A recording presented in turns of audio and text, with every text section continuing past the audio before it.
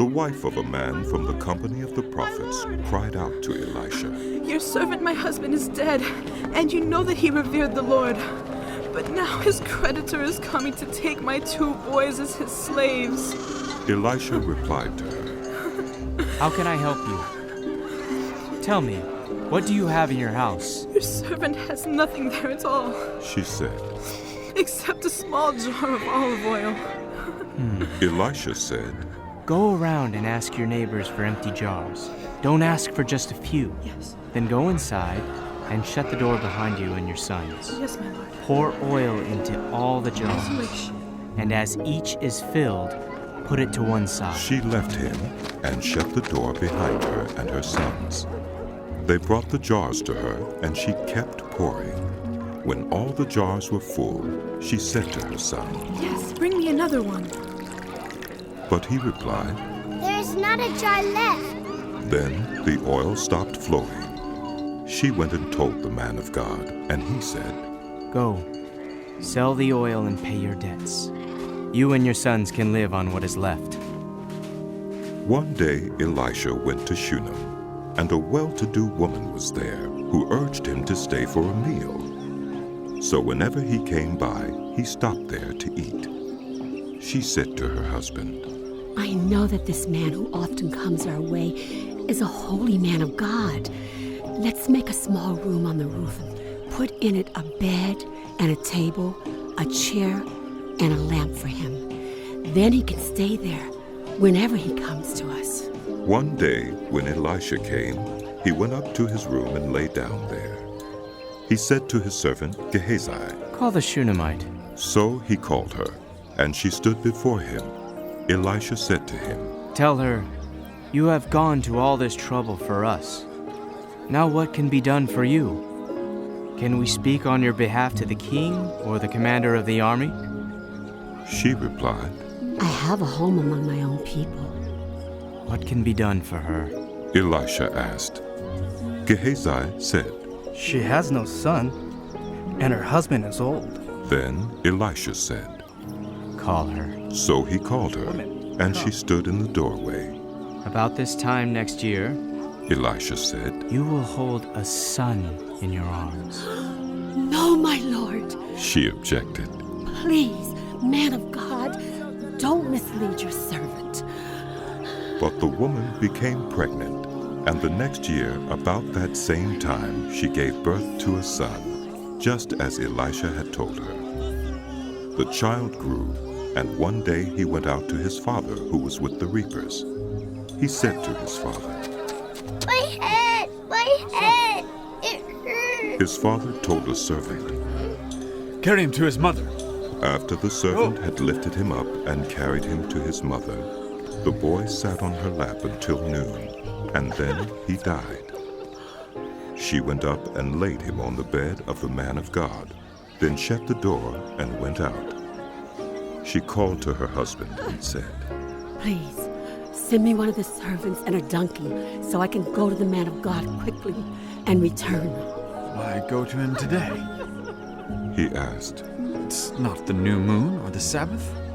That's all right. She said. She saddled the donkey and said to her servant, Lead on. Don't slow down for me unless I tell you. So she set out and came to the man of God at Mount Carmel. When he saw her in the distance, the man of God said to his servant Gehazi, Look, there's the Shunammite. Run to meet her and ask her, Are you all right? My master. Is your husband all right? Is your child all right? Everything is all right. she said. When she reached the man of God at the mountain, she took hold of his feet. Gehazi came over to push her away, but the man of God said, Leave her alone. She is in bitter distress, but the Lord has hidden it from me and has not told me why. Did I ask you for a son, my lord? She said, Didn't I tell you don't raise my hopes? Elisha said to Gehazi, Tuck your cloak into your belt. Take my staff in your hand and run. Don't greet anyone you meet. And if anyone greets you, do not answer. Lay my staff on the boy's face. But the child's mother said, As surely as the Lord lives, and as you live, I will not leave you. So he got up and followed her. Gehazi went on ahead and laid the staff on the boy's face, but there was no sound or response. So Gehazi went back to meet Elisha and told him. The boy has not awakened. When Elisha reached the house, there was the boy lying dead on his couch. He went in, shut the door on the two of them, and prayed to the Lord. Then he got on the bed and lay on the boy, mouth to mouth, eyes to eyes, hands to hands. As he stretched himself out on him, the boy's body grew warm. Elisha turned away and walked back and forth in the room, and then got on the bed and stretched out on him once more. The boy sneezed 7 times and opened his eyes. Elisha summoned Gehazi and said, Call the Shunammite. And he did. When she came, he said, Take your son. She came in, fell at his feet, and bowed to the ground. Then she took her son and went out. Elisha returned to Gilgal, and there was a famine in that region. While the company of the prophets was meeting with him, he said to his servant, Put on the large pot and cook some stew for these prophets. One of them went out into the fields to gather herbs and found a wild vine and picked as many of its gourds as his garment could hold. When he returned, he cut them up into the pot of stew, though no one knew what they were.